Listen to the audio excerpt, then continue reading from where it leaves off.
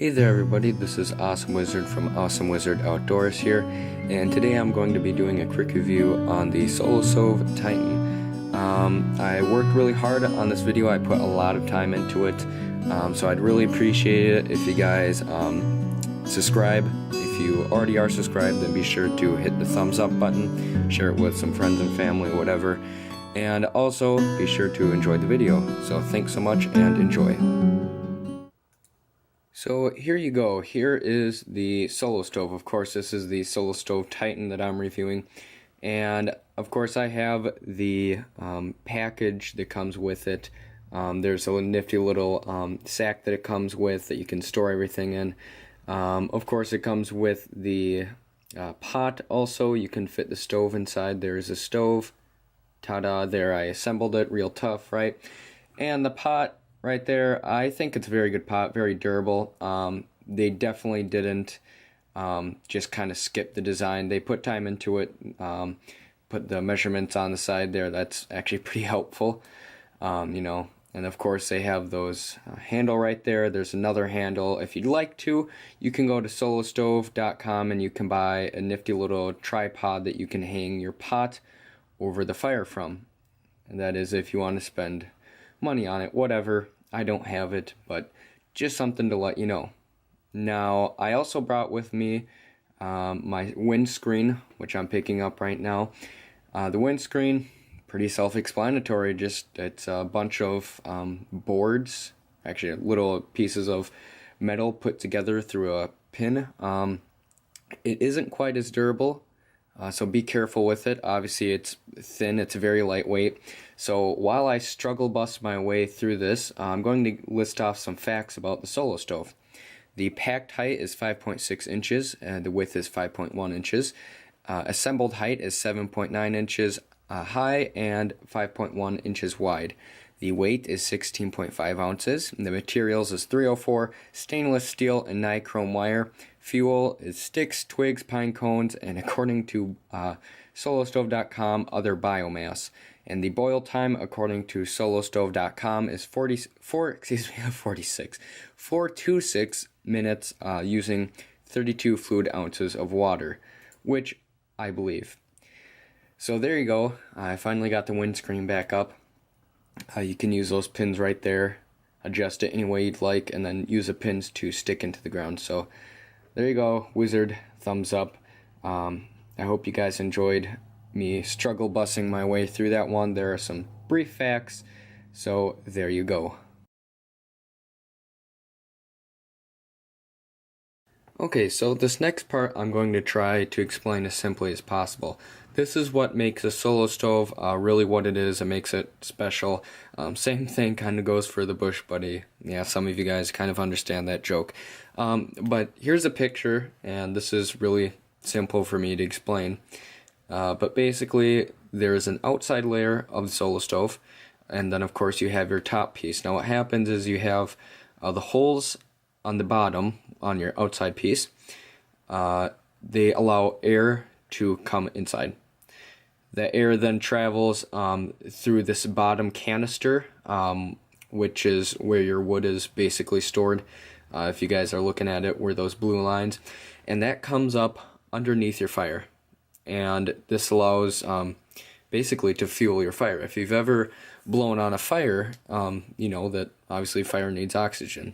Duh, right? Well, if you've you know, been camping or hiking, whatever, for long enough, you know that if you want to blow on a fire, you want to blow on the bottom where the embers are. You don't want to blow on the flames, you want to blow on the embers. This essentially does the same thing. It blows from underneath and then up top.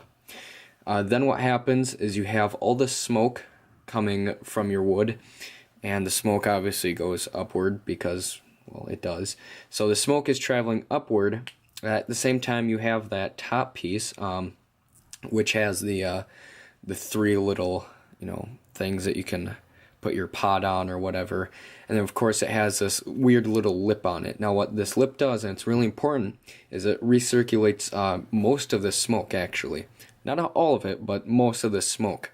So what happens is this air, which enters through the bottom, is going to fuel your fire. It's going to get going really hot.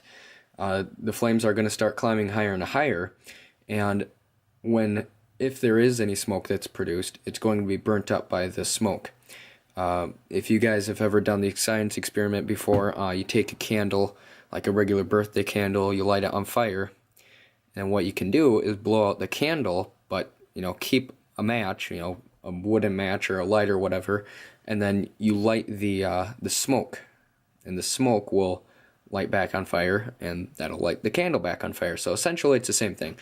This is seen in a lot of large wood burning stoves. I have one, hopefully I'll show a little video of that, but it does the same thing. So again, the air enters through the bottom, and it goes through the bottom of your fire where the wood is, and then it gets hotter and bigger, of course.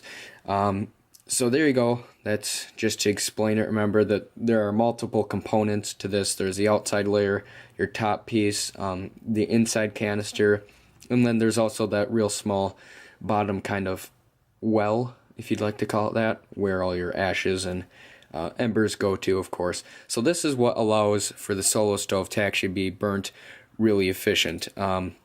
Obviously, in regular fires, this doesn't happen. You just burn the wood.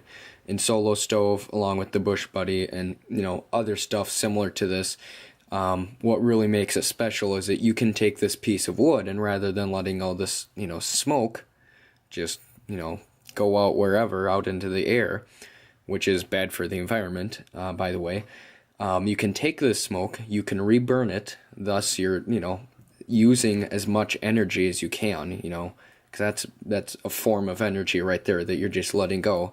And you're also not burning your wood up as quickly. So you can save your wood. It's a win-win, good for the environment, good for you, bigger, hotter fire. So there you go. Hopefully I didn't confuse you as much.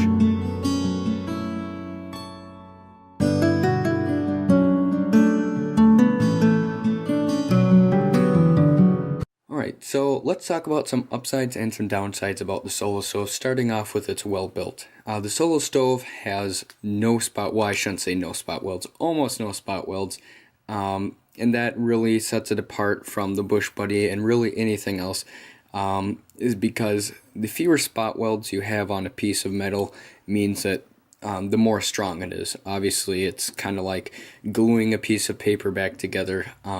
Sooner or later that piece of paper is going to become very weak where you glued it or where you taped it, wherever. Same thing goes with spot welds. On top of that, the Solo Stove is very efficient. It hardly lets off any smoke. That makes it very green. Almost any wood that you put inside the Solo Stove is going to be burnt up.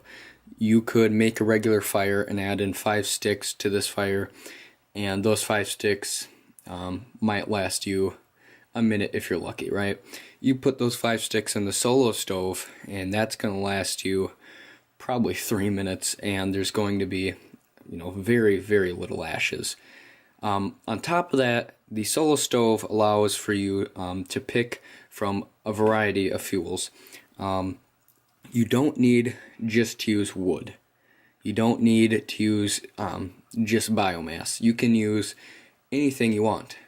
You're probably wondering, well, what can I use? I mean, it's supposed to be a wood-burning stove, right? Well, you could also use alcohol burners. Now, if you go on solostove.com, you can buy your own alcohol burners. Alcohol burners. You can also make your own. You can go on Amazon, eBay, Craigslist, if you really want to, anywhere, and get these alcohol burners. Oh, and Fleet Farm, and Gander Mountain, and Cabela's. You get the point. Some things that are kind of in the middle about the Solo Stove. It is somewhat heavy. I mean, the Solo Stove Lite isn't too bad. The Solo Stove Titan's okay. And of course, the Solo Stove Campfire. That's freaking huge. It could be lighter weight. There are lighter weight ones out there. The downside to a stove being any lighter is that it's going to become weak. So if you ever buy a pocket-sized type stove, just remember that it's not going to be as durable. On top of that, it's a decent price. It's not too bad. I'm on solostove.com right now, and right now all their stoves are on sale. they claim though that originally the Solo Stove Titan, which is again what I'm reviewing, is $119.99, right? So $120. You know, that's all right. On top of that, I got the windscreen and the cooking bundle, so it does add up. Is it worth it? I think so. I think it's a good stove. $120, I don't know. You know, again, it's on sale right now. Their Christmas sale, 2015 Christmas sale, it's on sale for $89.99, so $90. So not too bad for that price. Now let's look at some downsides to the Solo Stove. I really couldn't think much about the downsides of the Solo Stove, and I'm being completely honest about this. The one thing that I just cannot stand about the stove is it's really hard to light up. It takes a long time. It's kind of a deep, it's a deep area from your grates all the way to the top. And I suppose that there's a reason to that, right? You don't want your grates to be all the way up top, because then your fire is going to be way out of the stove, and then that's going to eliminate the purpose of having a stove that can recirculate all of that smoke. So it's tough. Hopefully I'll do another video on, a video just dedicated on how to properly, or I should say easily, different ways to start up the Solo Stove. But that's just the one thing that I don't like. It's kind of tough. It's possible, but it's fairly hard. It is harder than a regular fire, but then again, it pays off once you actually get it started. So there you go, some ups and some downs. Now my personal opinion about this, I think it's worth it. I think it's a very good stove. It's, again, well built. It is good for the environment. On top of that, it just eliminates a lot of the smoke from your area. If you're out camping, it's kind of annoying sometimes to have smoke. Understandably, it smells good. Again, it's a mosquito repellent to have that smoke there. But then if you're on a huge camping or hiking trip, it's going to get to the point where you haven't showered in a few days and you kind of stink. And part of that reason is not only your sweat, but of course the smoke. So that kind of eliminates that factor. So there you go. I hope you guys enjoyed it. So be sure to subscribe to my channel. Give it a thumbs up. Whatever else, I don't even know what else. Subscribe, like it. With that, thank you very much for watching.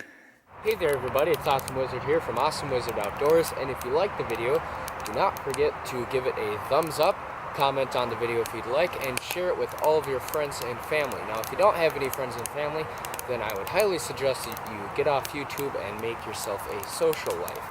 Now these flames are about to burn me, so I think you should really subscribe to my channel, thinking that I almost killed myself getting burned. No, seriously, if you haven't already, then please subscribe. I really do appreciate it. So thank you very much for watching the video, and have yourself a great day.